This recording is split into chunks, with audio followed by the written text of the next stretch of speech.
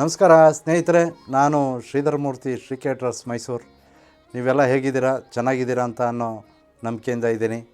ನಾನು ಈ ಕಳೆದ 3 ತಿಂಗಳಿನಿಂದ ಯಾವುದೇ ವಿಡಿಯೋಗಳನ್ನು ಇದುವರೆಗೂ ನಾನು ಮಾಡಿ ಹಾಕಿಲ್ಲ. ಕಾರಣ ಏನು ಅಂತ ಅಂದರೆ, ನಮ್ಮ ತಾಯಿಯವರು ಕಾಲವಾದರು. ಆ ಒಂದು ಸನ್ನಿವೇಶದಿಂದ ಹೊರಬರಲಿಕ್ಕೆ ಇಷ್ಟು ದಿನಗಳಾಯಿತು ನನಗೆ.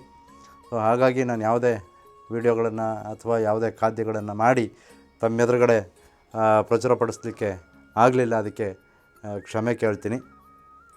ಹಾಗೆ ನಿಮ್ಮ ಸಪೋರ್ಟು ಬಹಳ ಚೆನ್ನಾಗಿದೆ. ನಾವು 3 ತಿಂಗಳಿಂದ ಯಾವುದೇ ವಿಡಿಯೋಗಳನ್ನ ಅಪ್ಲೋಡ್ ಮಾಡಿದರೂ ಕೂಡ ಹಿಂದೆ ಮಾಡಿ ಹಾಕಿರುವಂತಹ ವಿಡಿಯೋಗಳನ್ನು ವೀಕ್ಷಣೆ ಮಾಡ್ತಿದ್ದೀರಾ.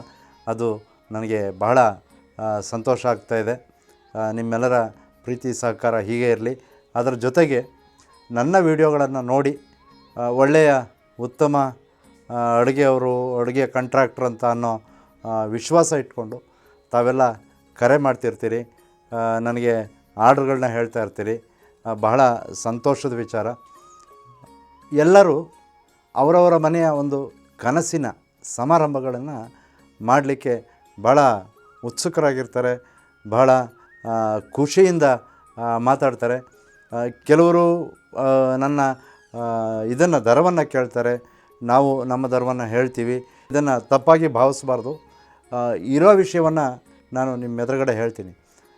ಕೆಲವರು ಕಡಿಮೆ ದುಡ್ಡಿಗೆ ನಮ್ಮಲ್ಲಿ ಕೊಟೇಶನ್ ಕೇಳ್ತಾರೆ. ಕಡಿಮೆ ದುಡ್ಡಿಗೆ ಮಾಡಿದ್ರೆ ಯಾರೇ ಆಗಲಿ ಕ್ವಾಲಿಟಿ ಕೊಡೋದಕ್ಕಾಗಲ್ಲ.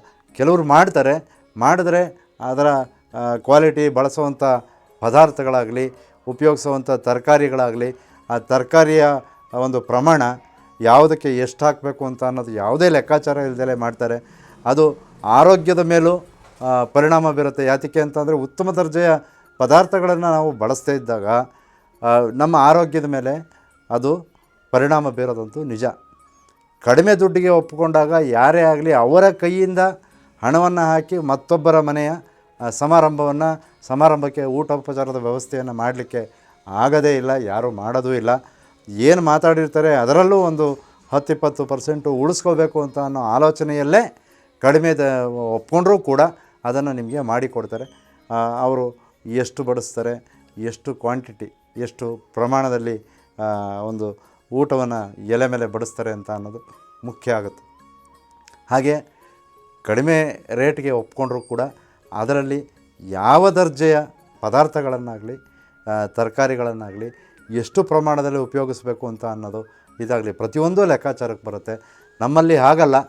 ನೀವು ಏನು ಹೇಳ್ತೀರಾ, ಉದಾಹರಣೆಗೆ ಒಂದು 100 ಜನಕ್ಕೆ ಊಟ ಹೇಳಿದ್ರೆ 110 ಜನಕ್ಕೆ ಪಕ್ಕ ಎಲ್ಲ ಖಾದ್ಯಗಳು ಎಲೆ ಮೇಲೆ ಇರುವಂತೆ ನಾವು ನೋಡ್ಕೋತೀವಿ.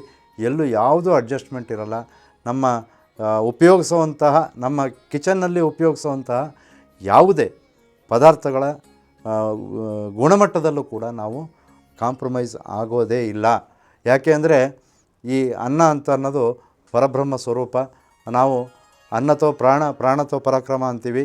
ಆ ತಿನ್ನುವಂತಹ ಅನ್ನಕ್ಕೆ ನಾವೇನಾದರೂ ಮೋಸ ಮಾಡಿ ಅದನ್ನು ವ್ಯಾಪಾರವೇ ಹೌದು, ಆದರೆ ವ್ಯಾಪಾರೀಕರಣದ ಒಂದು ಮನಸ್ಥಿತಿಯನ್ನು ಇಟ್ಕೊಂಡು ಕಡಿಮೆ ಗುಣಮಟ್ಟದ ಪದಾರ್ಥಗಳನ್ನು ಉಪಯೋಗಿಸಿ ಯಾವುದೇ ವಿಷವನ್ನು ಉಣಿಸಿದಾಗ ನಮಗೂ ಕೂಡ ಭಗವಂತ ಮೇಲೆ ಒಬ್ಬ ನೋಡ್ತಿರ್ತಾನೆ.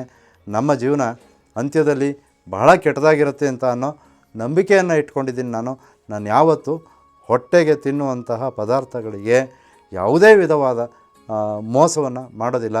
ಕಳಪೆ ಗುಣಮಟ್ಟದ ಪದಾರ್ಥಗಳನ್ನು ನಾವು ಉಪಯೋಗಿಸೋದಿಲ್ಲ. ಇದನ್ನು ನಾನು ತಮಗೆ ಮನವರಿಕೆ ಮಾಡಿಕೊಡ್ತಾ ಇದ್ದೀನಿ. ಜೊತೆಗೆ ನಾನು ನನ್ನ ಒಂದು ಅನಿಸಿಕೆ ಕೂಡ, ಇದು ನನ್ನ ಒಂದು ಅನಿಸಿಕೆ. ನಿಮ್ಮ ಎದುರುಗಡೆ ನಾನು ಇದನ್ನು ತಿಳಿಸ್ಬೇಕು ಅಂತ ಬಹಳ ದಿನಗಳಿಂದ ಕಾಯ್ತಿದ್ದೆ. ಕಡಿಮೆ ರೇಟ್ಗೆ, ಭಾಳ ಅತ್ಯಂತ ಕಡಿಮೆ ರೇಟಿಗೆ ಊಟ ಕೊಡ್ತೀವಿ ಅಂತ ಅಂದರೆ ಅದು ಯಾರ ಕೈಲೂ ಸಾಧ್ಯ ಇಲ್ಲ. ಕಡಿಮೆ ರೇಟ್ಗೆ ಊಟ ಕೊಟ್ಟರೆ ಕಳಪೆ ಗುಣಮಟ್ಟದ ದಿನಸಿ, ಕಳಪೆ ಗುಣಮಟ್ಟದ ತರಕಾರಿ, ಅತ್ಯಂತ ಕಡಿಮೆ ಪ್ರಮಾಣದ ಬಳಕೆಯಲ್ಲಿ ತರಕಾರಿಗಳನ್ನು ಉಪಯೋಗಿಸಿ ಮಾಡಿ ಏನೋ ಒಂದು ಊಟ ಅಂತ ಎಲೆ ಮೇಲೆ ಹಾಕ್ತಾರೆ, ಏನೋ ಒಂದು ತಿನ್ಕೊಂಡು ಹೋಗ್ತಾರೆ. ಇದು ತಮ್ಮ ಮನವರಿಕೆ ಮಾಡಿಕೊಡ್ತಾ ಇದ್ದೀನಿ. ಜೊತೆಗೆ ನನ್ನ ಅನಿಸಿಕೆ, ಅಭಿಪ್ರಾಯಗಳನ್ನು ತಮ್ಮ ಮುಂದೆ ಇರಿಸಿದ್ದೀನಿ. ಹಾಗಂತ ನೀವೊಬ್ಬರೇ ಭಾಳ ಚೆನ್ನಾಗಿ ಮಾಡೋದು ಅಂತ ಅಲ್ಲ. ನನ್ನಂಥವರು ಬೇಕಾದಷ್ಟು ಜನ ನ್ಯಾಯವಾಗಿ ನಿಯತ್ತಾಗಿ ಒಂದೊಂದು ಖಾದ್ಯಗಳಲ್ಲೂ ಅವರ ಪರಿಪೂರ್ಣವಾದ ಒಂದು ಅನುಭವವನ್ನು ಬೆರೆಸಿ ಪ್ರೀತಿಯಿಂದ ಮಾಡುವಂತಹ ನನ್ನಂತಹ ಅನೇಕರು ಕೂಡ ಇದ್ದಾರೆ. ನಾನೊಬ್ಬನೇ ಅಲ್ಲ, ನನ್ನಂಥವರು ಸಾವಿರಾರು ಜನ ಇದ್ದಾರೆ.